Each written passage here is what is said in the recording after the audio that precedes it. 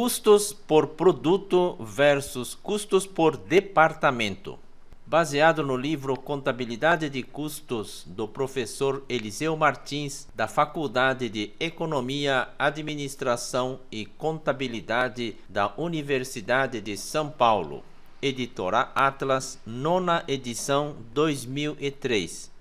Do capítulo 25, Controle, Custos controláveis e custos estimados, no subtítulo Custos por produto versus custos por departamento, na página 306. Quando o objetivo é o controle de custos, torna-se bastante válida a indagação relativa à fase a qual deve ser dada ênfase para melhor se atingir esse objetivo.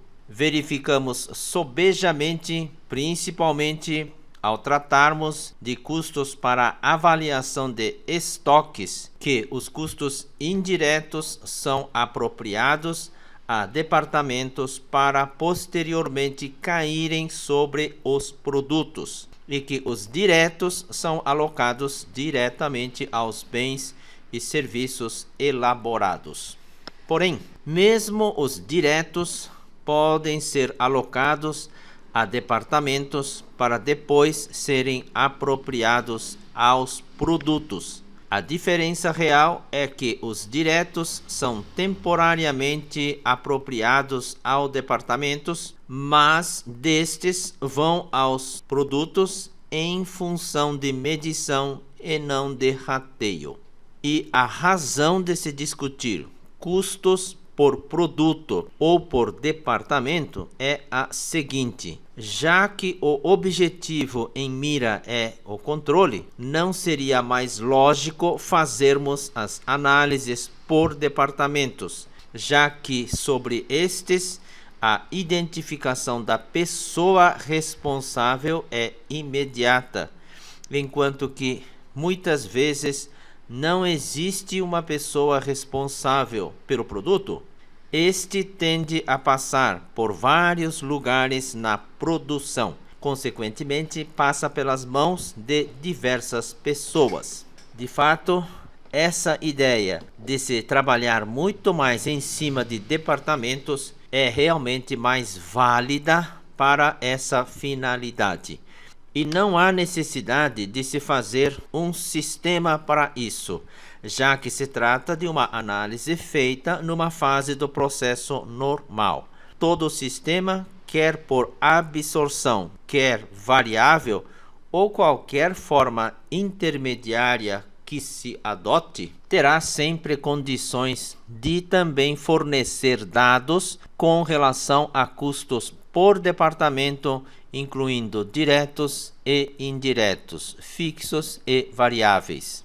Dentro de cada departamento é que poderia ser feita uma análise por produtos ou por atividades. Por exemplo, dentro do departamento de fundição, poder-se-ia verificar o comportamento de vários custos por produtos, como consumo de materiais, utilização de horas de mão de obra direta, tempo de produção total, etc.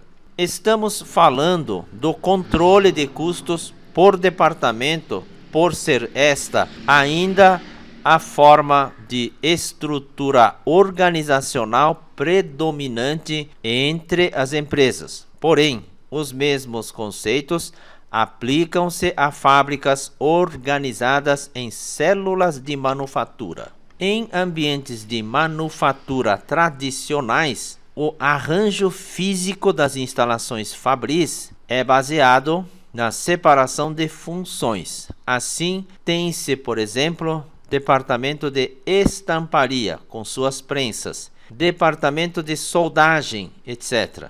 Já em sistemas modernos de produção, essas prensas e máquinas de solda podem ser reunidas numa só área, num único grupo denominado célula de manufatura. Assim, todos os produtos cuja produção deve receber o mesmo tipo de estampagem e o mesmo tipo de solda serão processados naquela célula.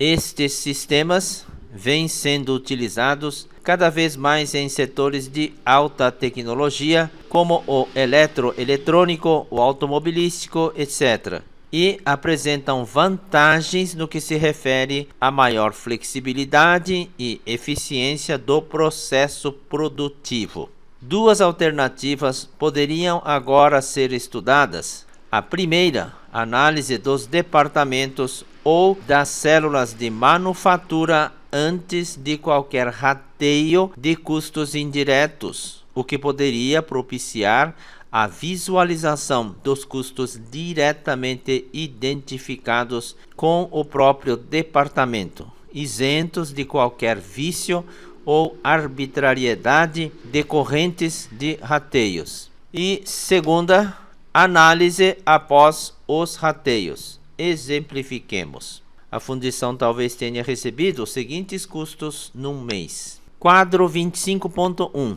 Produção recebida do departamento anterior, 4 milhões e meio. Custos diretos de produto incorridos no departamento em materiais consumidos no mês, 1.350.000. Mão de obra direta aplicada, 760 mil reais. E energia elétrica, 160 mil reais. Totalizando 2.270.000 reais em custos diretos de produção. Custos indiretos de produto, mas identificados com o departamento. A mão de obra indireta no valor de 190 mil reais. Materiais indiretos diversos de 250 mil reais. Material de manutenção, 110 mil reais. E depreciação de equipamentos, 200 mil reais. Total de 750 mil reais em custos indiretos de produto. Agora, por fim, custos indiretos de produto recebidos de outros departamentos. Aluguel e imposto predial, 185 mil reais. Administração, 60 mil. Manutenção, exceto materiais, 95 mil reais. Almoxarifados, 50 mil e ferramentaria, 130 mil reais, totalizando 520 mil reais em custos indiretos de produto.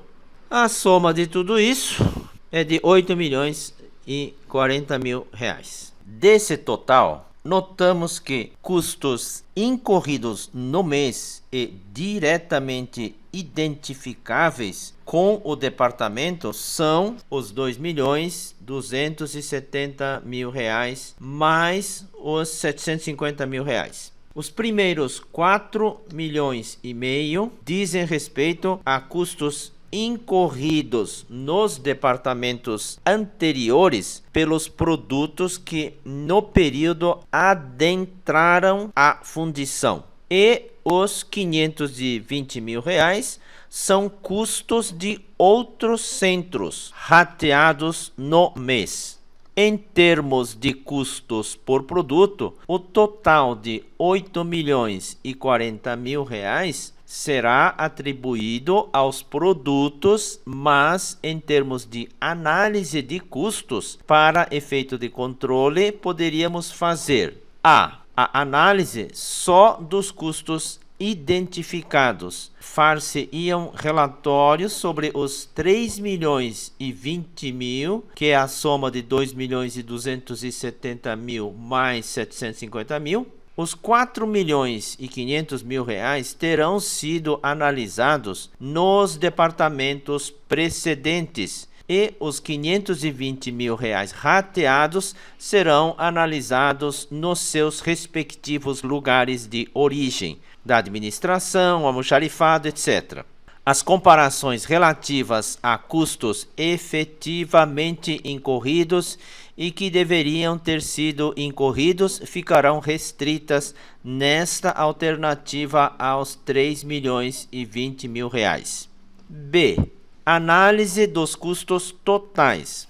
Nesta hipótese, seriam analisados, além dos 3 milhões e 20 mil reais, mais os 520 mil reais recebidos no período, Continuariam sempre de fora os 4.500.000 que terão sido verificados nos departamentos de onde provém. Um argumento favorável à alternativa A é que estes são os custos que de fato pertencem ao departamento, não estando sujeitos à influência de qualquer tipo de critério de rateio. Além do mais, como os indiretos rateados vêm de outros setores, serão lá analisados sob a responsabilidade de seus respectivos chefes. Por outro lado, poder-se-ia argumentar que, na alternativa B, está-se de fato analisando melhor a fundição, já que esta, por exemplo, fez uso do almoxarifado, da ferramentaria, da manutenção, etc., e deve ser analisada tendo entre seus custos os relativos a tal uso. Apesar desse aspecto, tendo em vista os problemas inerentes aos rateios, muitas vezes arbitrários, julgamos, em princípio, mais conveniente a primeira forma. Porém, se os rateios forem realizados com base nos fatores que efetivamente representem a utilização pela fundição das atividades da manutenção, do almoxarifado e da ferramentaria, isto é, se forem identificados os verdadeiros direcionadores de custos, então a segunda pode ser utilizada. De qualquer maneira, devem ficar fora os custos estruturais, como o aluguel e imposto predial.